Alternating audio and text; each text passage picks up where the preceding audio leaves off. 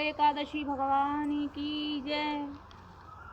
श्री युधिष्ठिर कहने लगे कि हे भगवान, आप श्रावण मास के शुक्ल पक्ष की एकादशी का नाम, व्रत तथा विधि मातम कृपा करके हमें बताइए।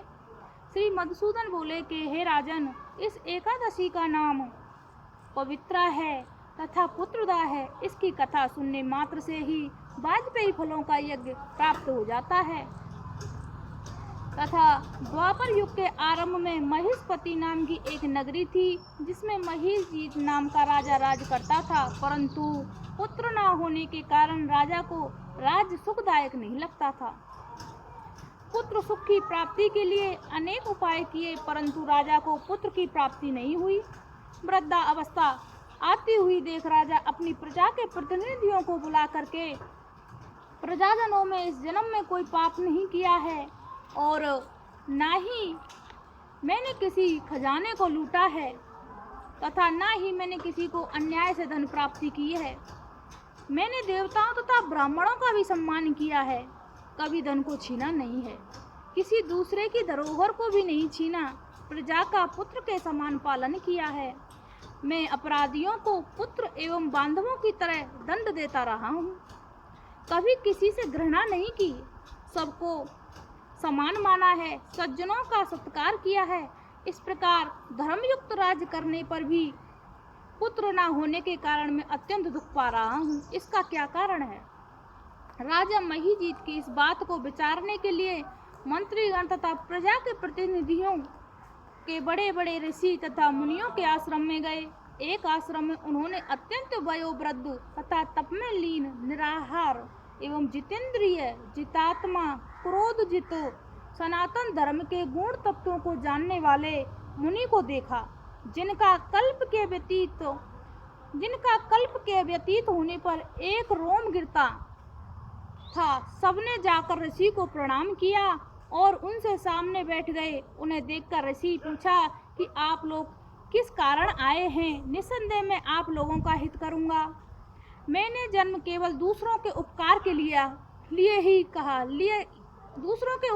लिए लिया है।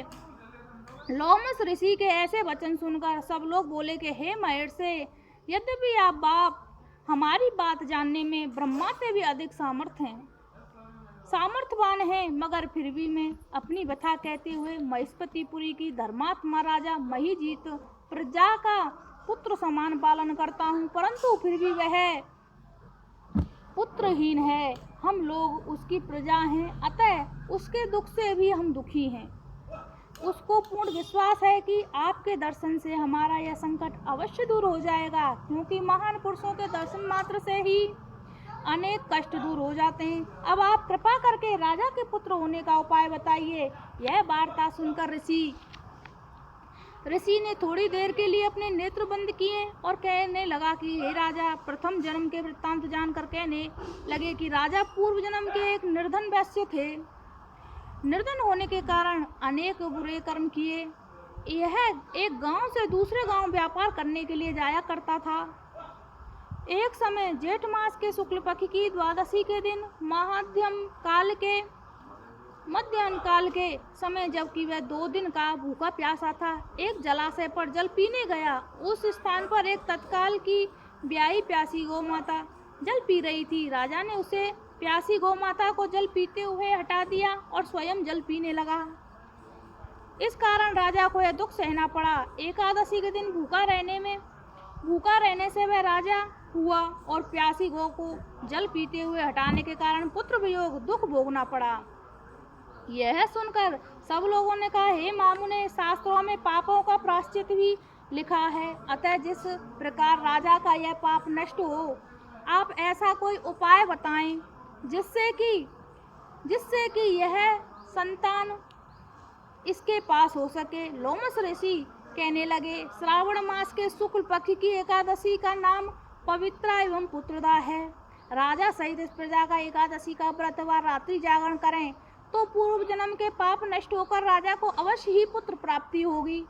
लोमस ऋषि के यह वचन सुनकर मंत्री सहित सारी प्रजा नगर को वापस लौट आई और श्रावण मास शुक्ला एकादशी आई तो सबने मिलकर ऋषि की आज्ञा अनुसार राजा सहित पवित्र एकादशी का व्रत और जागरण किया। इसके पश्चात द्वादशी के दिन पुण्य फल का राजा को दे दिया। उस पुण्य के प्रभाव से रानी ने गर्भ धारण किया और प्रसव काल बीतने पर अत्यंत तेजस्वी पुत्र को जन्म दिया। हे राजन, इसी कारण श्रावण शुक्ला एकादशी का नाम पवित्रता एवं पुत्रदा है। संतान सुख की इच्छा करने वाले को यह व्रत अवश्य करना चाहिए।